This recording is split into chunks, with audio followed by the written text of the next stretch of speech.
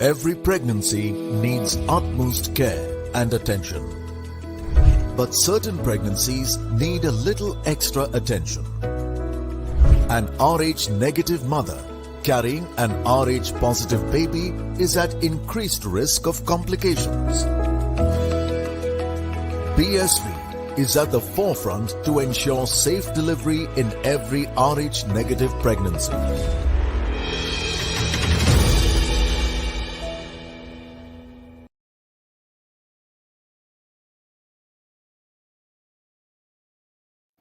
Welcome. You're watching The Outside View by Women's Crick Zone, and it's presented by BSV, Puma, Food and Wellness, AMRI Hospitals, and of course, MPL Sports Foundation. I am Rupa Ramni, and I'm going to take you through that really closely fought match between India and Australia. Australia sort of nudging out India in the end by 6 wickets there to become the first team in the World Cup here, this edition of the Women's World Cup, to seal a place in the semi-final, and deservedly so. So to take us through that match, we have with us, of course, the World Cup winner, Julia Price, and of course, we were supposed to be joined by Sonia Dabar. She isn't well, unfortunately. We wish her well, and we wish her to recover soon and join us back again. In her place, of course, is Mohit Shah from Crick Zone. Thank you so much, lady and gentlemen, for joining us.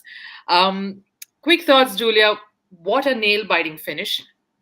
Not nail-biting in the true sense of it, but it was really nice to see the sort of manner in which both these teams were trying to edge each other out. And I think that really sort of summed up the quality of cricket that these two teams are known to play. You're on mute, Julia. Sorry. Just making sure my cat didn't speak while I was talking. It was a really good quality game. I think the Australian batters probably had it fairly under control majority of that time. But at the same time, India didn't let it go all that way of Australia. They did, keep them fairly honest.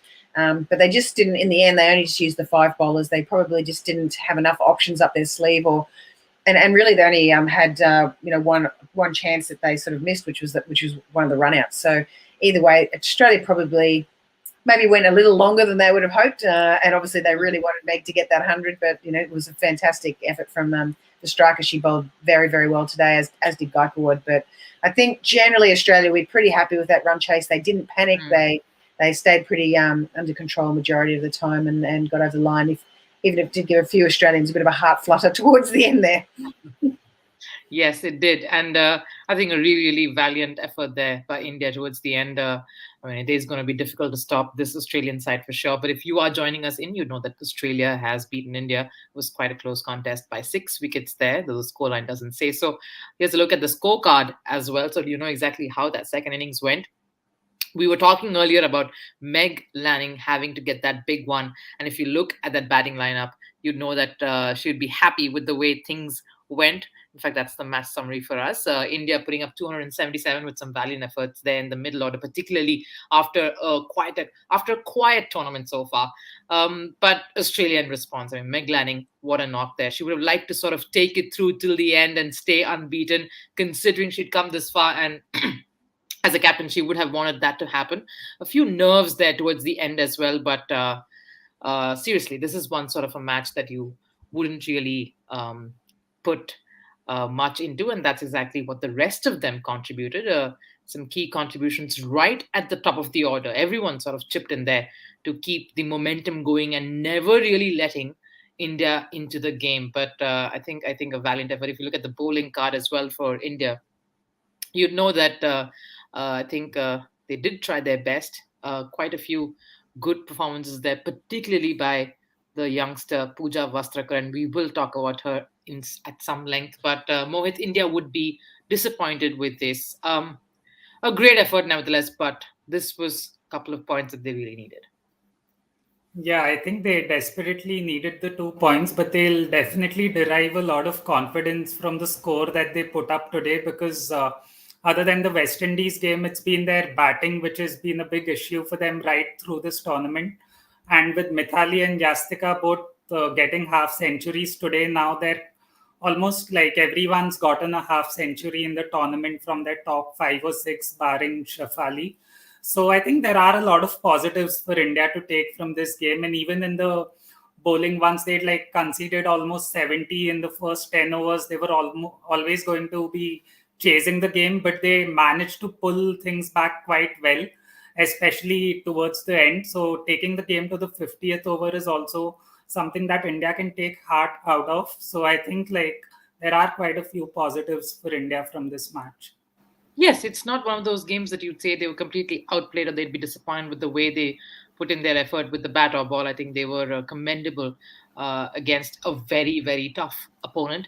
So, and here's why they are a tough opponent. If you look at the points table, you know exactly why it is difficult to beat Australia, because they're unbeaten so far in the tournament. So, that's the top four at the moment. India still sort of hanging on to that number four position. They know that things can drastically change because there are two more sides there sort of at the heel and waiting to get that one win and sort of leap over some of the positions there to get into the semifinals. I think that's the race right now, and it's going to be sort of an exciting one from here. But Julia, Australia yet to put in a bad game. Is that a worry as well? Yes, everyone has a bad game every now and then, and it'd be nice. At least they've made the semi-finals now, so I suppose maybe it's the time to have a bad game if you're gonna have one. But at the same time, they've got a fair bit of depth in their team, and I think sometimes their bad game may be some of their stars failing and leaving it up to others. So whether that's a team effort of being a bad game or whether it's just some individuals having bad games. I mean, I think I'd prefer that just the individuals and let the team keep performing well. But yeah, they've I wouldn't have said that they're absolutely knocking it out of the park, definitely, but they're certainly, looking fairly solid. And it comes down to that, their bowling attack is fantastic. They've got one of the best in the power play. They always take wickets in the power play, which immediately puts teams on the back foot, definitely. And their batting is just ridiculously deep. With nearly 4 players, I think, in the top 10 of the ODI rankings in their batting. So, it's hard to really find a weakness. But if it is anything, I think it is their bowling a little bit through those middle overs, and even their depth. They haven't been bowling brilliantly right towards the end. So if teams can maybe hang in there a little against them and maybe sacrifice, getting off to really amazing starts, then and keeping those wickets intact, it lets them bat deeper and into an innings. I think that would really be the way of approaching Australia to a degree. So yeah, it is a bit of a tough one, but I like the fact that they're in a good position at the moment. They've had plenty of players play and experience World Cup cricket now, and everyone's feeling pretty comfortable, I think, with their roles, and they're sort of getting a bit of an idea of who should be playing in these games in the upcoming series, and who's doing well, who have we got good matchups against, and I think that's been great from Australia so far. Yeah, and we were speaking earlier, especially in the mid innings chat that we had, we were sort of particularly talking about how Meg Lanning would really want to get some good runs under her belt, and especially against a team like India, that would do a whole lot of good to her confidence, and that's exactly what happened. Quite a captain's knock, not exactly what she would have, how she would like to finish things, Mohit, but she would be pretty pleased with the way with the way she went about business today. Yes, definitely. I think she'd be very happy with all those runs under her belt. I think she really wanted to finish the game because you could see how disappointed she was when she got out, and she didn't want to leave it to anyone else. But I think it's a big gain for Australia because Lanning's looked in good touch, but she'd not gotten a big knock in yet so far in the tournament. So to get it against a big team like India, which they've had trouble against in the past, is a huge confidence booster for someone like Lanning.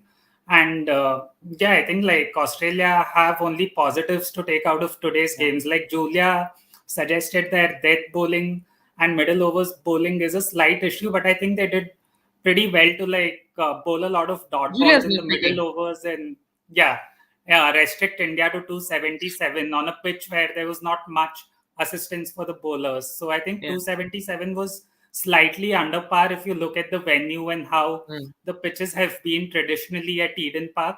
So I think India never had enough runs on the board, and then the way Australia played the power play, I think India were always chasing the game, which turned out to be a big problem for them. Yeah, Australia does this really well, doesn't it, Julia? I mean, I know we're nitpicking here when we're talking about what it is that Australia probably would be worried about in the coming games, but just the way they construct their whether it's chasing or whether it's setting targets, they construct themselves over the 50 overs in such clinical fashion, don't they? Yeah, I think they're probably just setting small targets for themselves, having little mini goals all the time and making sure that they're ticking those off. It was a bit of an interesting one at Eden Park. No one had really played there before. Odd shaped Yeah. ground. What are the tactics you use for those sort of grounds? And I think probably India got it a little wrong, considering the fact that they batted on their first. You'd think they'd sort of understand a lot of twos were being run on them, which they'd done to Australia. So you'd think that they would have really recognised a few of those pockets that were going to be tough. And I thought Australia's running between the wickets today was exceptional. So I think that fact is that they're putting a lot of pressure on other teams in the field. And sneaking some extra runs. We did talk about India's lack of single running in the sort of throughout the thing. But I think they probably still struggled a bit with their singles, but their general running between the wickets today, particularly Harmanpreet Kaur, was excellent in the middle of the innings, where she was picking up a lot of those twos and just being a lot smarter about her running. So I really thought that was a good step for India as well. But Australia just seemed to know how to, get these partnerships together, how to, weight balls, which sort of pockets to hit to, and have really, really good plans. And I'm assuming that comes down to plenty of analysis on their opposition and just understanding, what they need to do and how they're going to score off these batters even before even before the game starts. Well, definitely the team to beat that Australia, but switching focus to India a bit, and just a word on the way they went about the second half of the match with their bowling. I have to talk about someone like Pooja Vastrakar, Mohit. I think a lot of these youngsters, particularly, they're playing this brand of fearless cricket, which is such a joy to watch. And Pooja is sort of like the symbol of that, isn't she? I mean, the fact that just how impressed were you on the way she's sort of, carried herself, especially as an all-rounder. She's been pretty impactful. Yeah, like I think Pooja's probably been India's best player right through this World Cup. Even if you look at the very first match against Pakistan, India were in a spot of bother and her and Sneh Rana bailed them out. And then I think in every single match, she has either contributed with the bat or with the ball, barring one game where she was a little expensive with the ball. But there's a lot more that Pooja brings, even as a fielder. Like the catch to Yes. dismiss Meg Lanning was really good. I don't see too many fielders in the current Indian team pulling that catch off. And Mm. I think the progress in her bowling over the last 5 years is something that's really impressive. And she's had a lot of injuries. She's had to suffer a lot. But in this tournament, with her getting a consistent run and also getting a well defined role of where she'll be batting and where she'll be bowling, she's finally come into her own. And I think she's marked herself out as not just India's best all rounder, but also one of the best all rounders in the world. Because just purely because of her big hitting potential and the ability to provide crucial breakthroughs. Like I remember the game that she bowled 3 or 4 Yorkers at the death and like got a lot of batters out. So her death bowling has also been one of the big standouts for India because that's traditionally an area where they've struggled a fair bit in. So yeah, I think Pooja's been a great addition to the team and yeah, stood out. How impressed are you of Julia? Have you been of someone like Pooja, especially going up against Australia? They quite intimidate. You could get intimidated, but she seemed Yeah, flawless. I mean, she's only 22. I hadn't really seen a lot of Pooja Vastrakar before this, and I think she's been excellent. Just seems to go about her game. She's quite confident in herself and seems to understand what her sort of strengths and weaknesses are and play that game accordingly. So I've been really impressed with her. I was thinking about the other day just because she's not even in the rankings really at the moment for all rounders, and she's absolutely going to be flying up those at the moment. And no doubt will be opening a few eyes around the world about other tournaments that she may be selected in or formats as well, because I think she's just doing such a great job as a young kid and very good in the field as well, which is great. But I mean, you've got Elise Perry, you've got Marizanne Kapp, and I would say Pooja Vastrakar at the moment is equally matching a few of those top all-rounders in the world. So yeah, I'm really looking forward to seeing what else she can bring to this tournament. All right, let's look ahead then. I mean, we've sort of come to probably the business end of deciding who the semifinalists would be. There's a lot of work left to be done, especially if you're an Indian, fan. Next match is against Bangladesh. Mohit, how would they face themselves? Because qualification is key. Yeah, I think they need to be very careful and respect Bangladesh because they've lost to them earlier in T20s. And I think Bangladesh have given a really good account of themselves in this tournament. These are players who've not played against some of the teams who are here, who don't have a lot of international experience, but they've done all the little things right, be it running between the wickets, their energy in the field. They are backed and led by a very good leader in Nigar Sultana, whose strategies have been on point. But ultimately, I just feel like India has a lot more big match experience, and the experience of just being in these big knockout matches or matches where a win is pivotal. So, and especially now that someone like Mithali's also come into form, and that number 3, 4 position, which had been a problem for them right through the tournament, is taken care of. I feel like India definitely will have too much firepower for someone like Bangladesh, but they need to give them due respect and not take the match lightly at all. And for all you know, it could quite go down to the wire, because the last of the league match, the last of the matches, the league matches or the group matches in some sense is India and South Africa. So it could go down to that, for all you know, for qualification. Could be exciting. I mean, this World Cup is proving to be very exciting. But yes, Australia looking very pretty at the end of that, Julia. I'm sure there is you're just as excited with that. Thank you so much for taking us through that match today, you too, Mohit. And for all of you, of course, this was just looking back at India versus Australia. There's lots more happening, as you know, on the outside view. We keep giving you all the analysis of what's happening around the World Cup. And if you have any questions, you know, our expert panel will be willing to answer that as well. So thanks for watching, but do stay on and keep watching the outside view.